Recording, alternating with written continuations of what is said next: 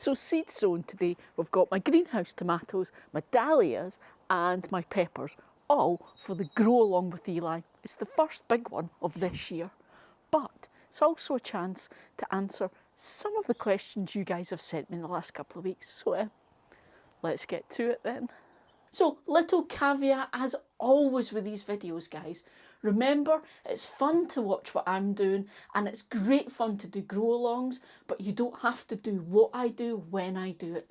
You need to work to suit your garden and your situation. So treat this as a wee chance to have a cup of tea, watch what I'm doing, take notes, and then when it's your time, you can follow on and grow along with me. No stress, people. You do you. But firstly then, the most important question of all, of course, is at what point and how much compost do you put in your mug of tea?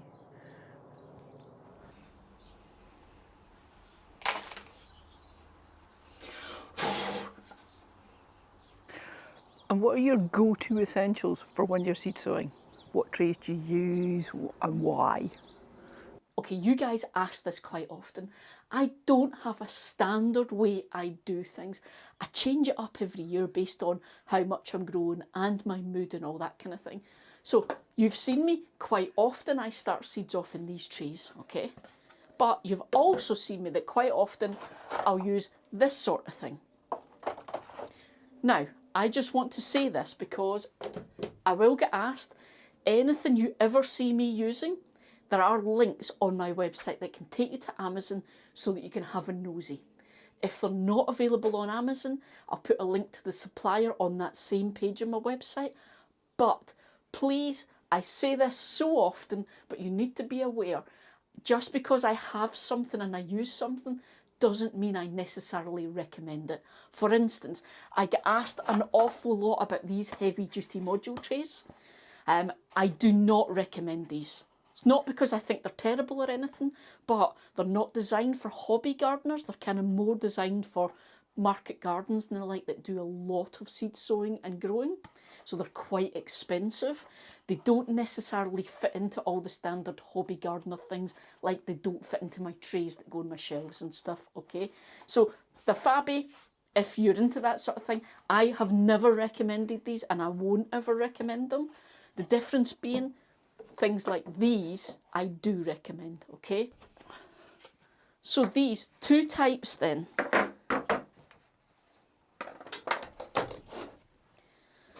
So these are little module trays. The idea is these are for sowing single seeds and then you grow them into little plug plants that you then push out and you pot onto bigger pots.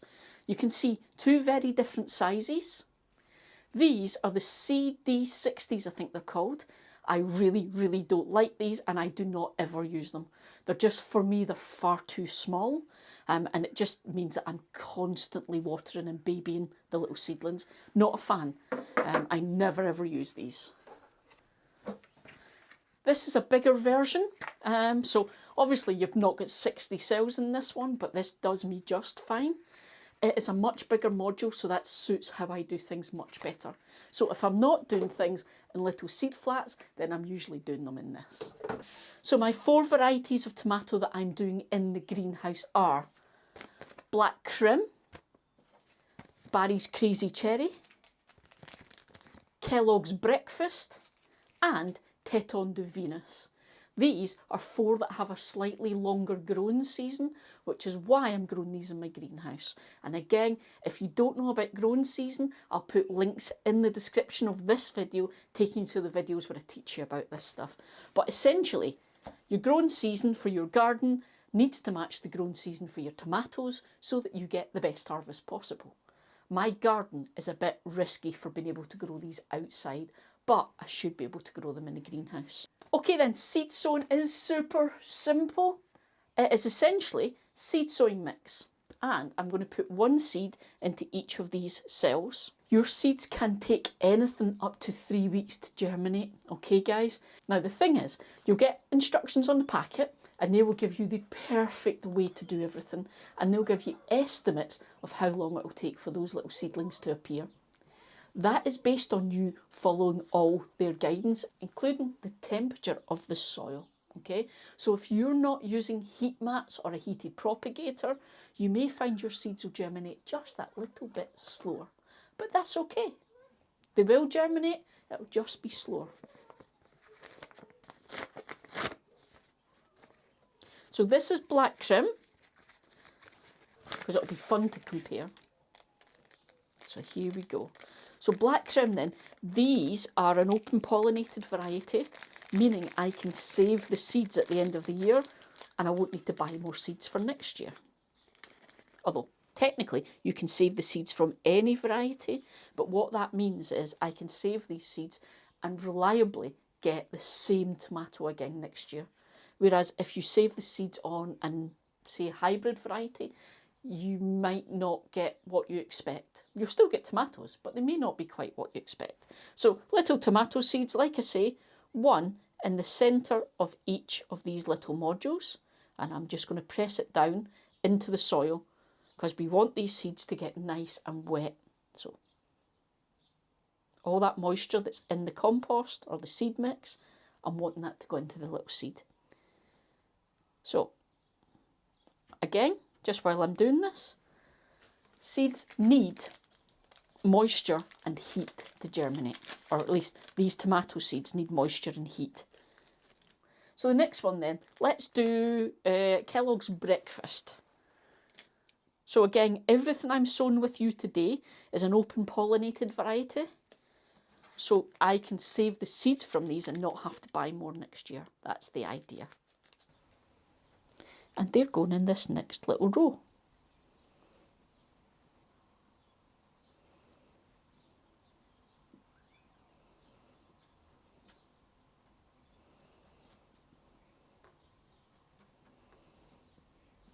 Label, label, label, label.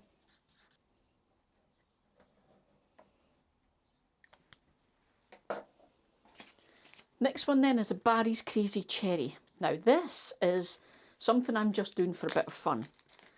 These guys apparently taste great, but the fun side is that they just super produce. So whereas I grow tomatoes sometimes that I'm really happy with and they give me, say like maybe 10 tomatoes on a single bunch. Oh, I've just dropped one. Who knows where that's gone? That's going to be a rogue plant. These guys apparently can give you like about 75 on a bunch. So it's just for a bit of fun. I want to see what these are like. But there we go. Okay. So that then is the first three. Now this one is a bit special. Teton de Venus. Special because it's what's called an ox heart. So it's a big beefsteaky type tomato, but it's a bit of a different shape. It's kind of more kind of heart shaped almost. But these came from Camilla, from Camilla's Country Garden. So these ones she has recommended for me for my garden because she knows what I like. But Camilla is a Scottish market gardener. So she knows her stuff when it comes to what will grow here and what won't. And she has sent me a whole heap of seeds that I'm going to be growing with you guys. So again, if you want to check out Camilla and the seeds she sells, the link is in the description of the video. So that's the 4 tomatoes I'm growing in the greenhouse.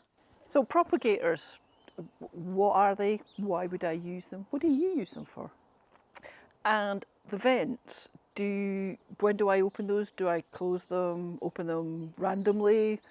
Lids, they also have lids. Do you just take those off when the plants are too tall, or what are they for? For the seed sown start of things, you want to keep them in a nice humid environment. And the easiest way to do that is to put them in what I always call a propagator. It's what we call it in the UK.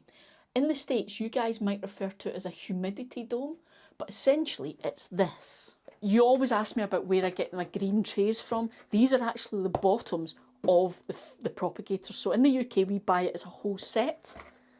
But when I put the seedlings in here, and that's all nice and moist, I can then put the lid on top,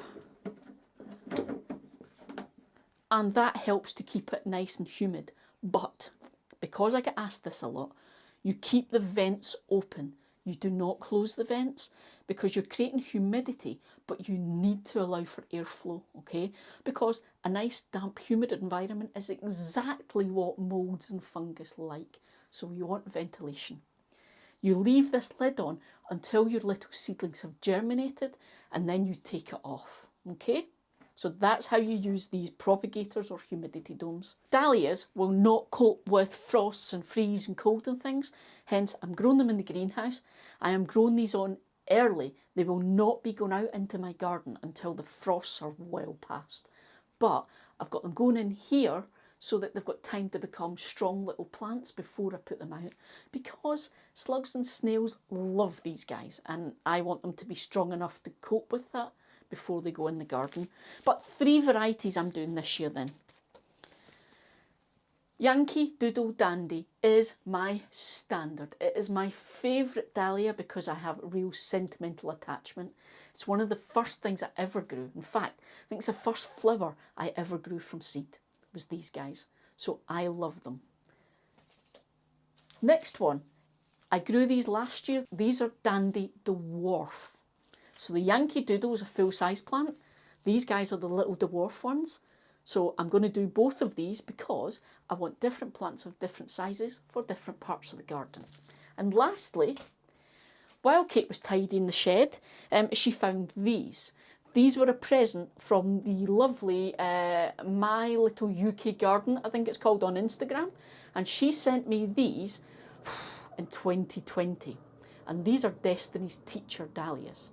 Now, I didn't manage to get any to germinate that year, and then I put them back in the seed box and they got stuck in the lid and lost and forgotten about. Kate was cleaning the shed the other week and found them. So I've got to give it a go. I've got to. So I'm going to sow these. Totally different from these guys, okay? Now, I said the reason I'm doing dahlias from seed with you guys, I want you to see how easy this is and how much money it can save you. Later on, I'm also going to be showing you how to grow dahlias from tubers. But if you're starting from scratch, my preferred way is seeds because it is much cheaper. Once you have dahlias, they'll form tubers, and that is what you'll use every year to regrow these plants. And there's a whole process involved, but that's for another day. So let's start then with Destiny's Teacher. Exactly the same as with the tomatoes. I'm just going to put the seeds in here and then give them a light covering. Now you can see there, these look very different from tomato seeds. And I'm just going to lay them on their side, on the tray. And I'm actually going to do 5 of each of these. I'd love to do more, but I don't have space to do more. Okay, so there we go. At least if I drop these ones, I'll be able to find them. And again, labels. As someone who forgets to label all the time, take it from me, label. Next one then, we're going to do the Dwarf Dandy. And again, just 5.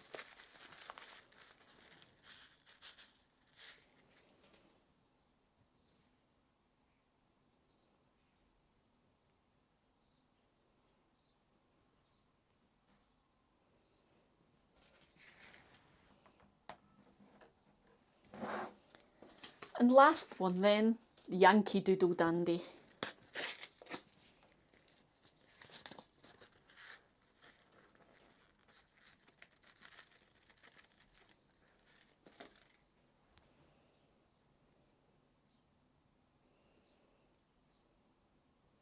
And as before, I'm just doing 5, just the one line of this tray. And I do have lots more to get sown, so there's plenty of space in this tray for the next lot. Now, I've mentioned before, I find this to be a really useful way to cover things. With your seeds, a rough estimate of how much to cover them is the size of the seeds. Really big seeds like courgettes or squashes cucumbers, that type of thing, they'll need to go a bit deeper than small seeds like tomatoes or even dahlias. So just bear that in mind. All I'm going to do is give it a really light dusting on top. So it maybe will be like 3 millimeters, yeah, if that. The purpose of this is just to make sure that those seeds are in contact with that moist compost, that moist seed sowing mix. Because that moisture is what's going to help them germinate. I'm just making sure I firm it down.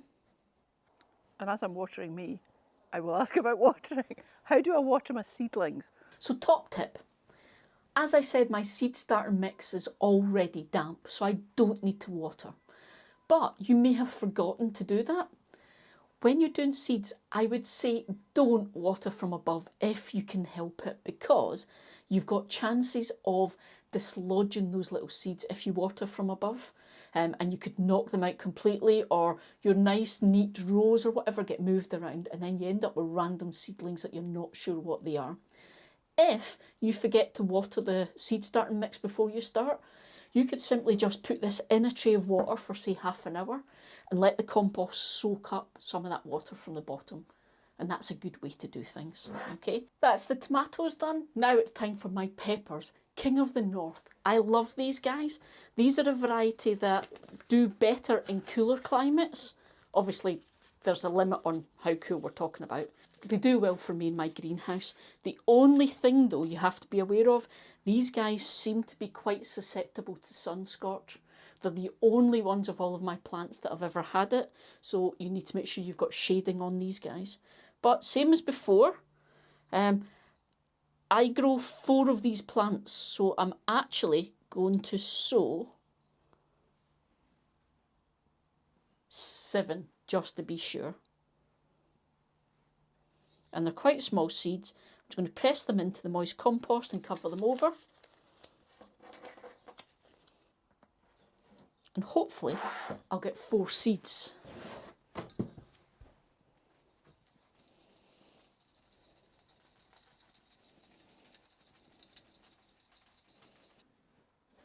So that's dahlias and tomatoes and peppers for the very first Grow Along with Eli for this year. Tell me then in the comments, which varieties are you growing along with me? Because it's always fun to have grow along buddies. So there we go then, easy peasy. And remember and check out the description of the video for all those links I promised, or for the videos. Here you go. See folks?